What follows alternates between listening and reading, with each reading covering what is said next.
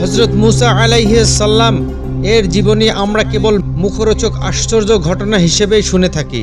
লাঠির আঘাতে লোহিত সাগরের পানি দুদিক থেকে সরে গিয়ে তলদেশ বের হয়ে আসা, তারপর বনি ইসরায়েলের সাগরের ওপারে চলে যাওয়ার পর ফিরআউন বাহিনী ডুবে মরা। মুসা আলাইহিস সালামের কাহিনী বলতে কেবল এসবের দৃষ্টি সীমাবদ্ধ রাখা হয়, অন্তর্নিহিত উদ্দেশ্য উদ্ঘাটনের চেষ্টা করা হয় না। অথচ এই কাহিনী প্রকৃত মর্ম হলো প্রত্যেক মানুষের জন্য জরুরি যে নিজ জাতিকে জুলুম ও জিল্লতি থেকে উদ্ধার করে উন্নতির পথ প্রদর্শন করা। বনি ইসরায়েল নেহায়েত অসহায় অবস্থায় ছিল। শাসক শ্রেণী তাদের পুত্র সন্তানদের হত্যা করত আর কন্যা সন্তানদের জোরপূর্বক দাসী হিসেবে ব্যবহার করত। মুসা আলাইহিস সালামের কাহিনী সেসব গুণ অর্জনের শিক্ষা দেয়, যার মাধ্যমে প্রত্যেক ব্যক্তি নিজ জাতিকে উন্নত করার ক্ষমতায় বলীয়ান হতে সক্ষম। আল্লাহ তাআলা হযরত মুসা আলাইহিস সালামকে নির্দেশ করেন, তুমি এবং তোমার ভাই হারুন দুজনেই ফিরআউনের কাছে যাও। আল্লাহ বলেন, যাও তার কাছে এবং বলো, আমরা তোমার রবের প্রেরিত। বনি ইসরায়েলকে আমাদের সঙ্গে যাওয়ার জন্য ছেড়ে দাও এবং তাদের কষ্ট দিও না। আমরা তোমার কাছে নিয়ে এসেছি তোমার রবের নিদর্শন এবং শান্তি তার জন্য যে সঠিক পথ অনুসরণ করে। সূরা তহা আয়াত 47।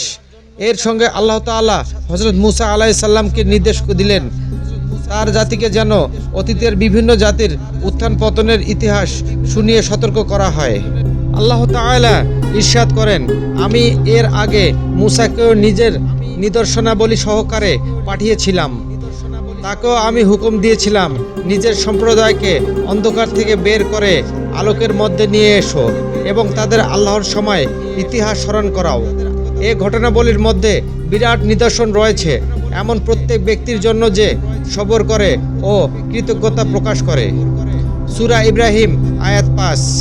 এরপর আল্লাহ তাআলা ইরশাদ করেন, আর আমি মুসা ও তার ভাইকে ইশারা করলাম ওই বলে যে মিশরে নিজের কওমের জন্য কিছু ঘরের বন্দোবস্ত করো, নিজেদের এই ঘরগুলোকে কিবলায় পরিণত করো এবং নামাজ কায়েম করো আর ঈমানদারদের সুখবর দাও।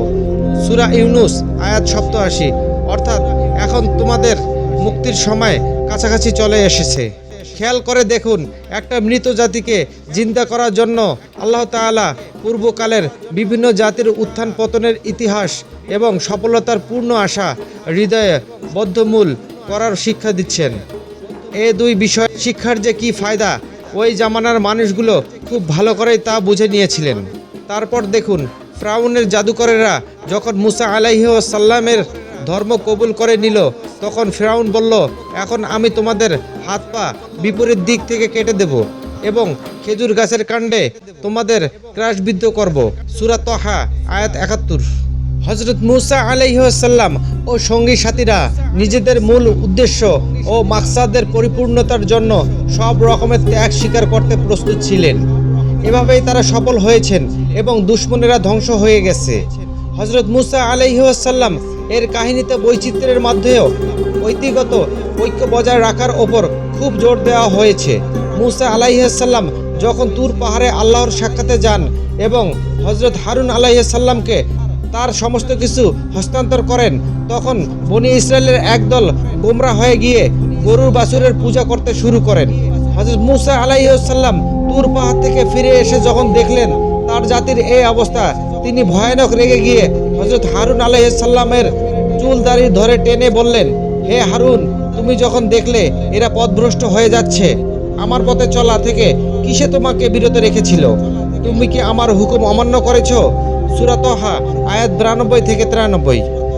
মানে তারা যখন গোমরা হয়ে যাচ্ছে, তুমি কেন জোর জবরদস্তি করে হলেও তাদের বাধা দাওনি?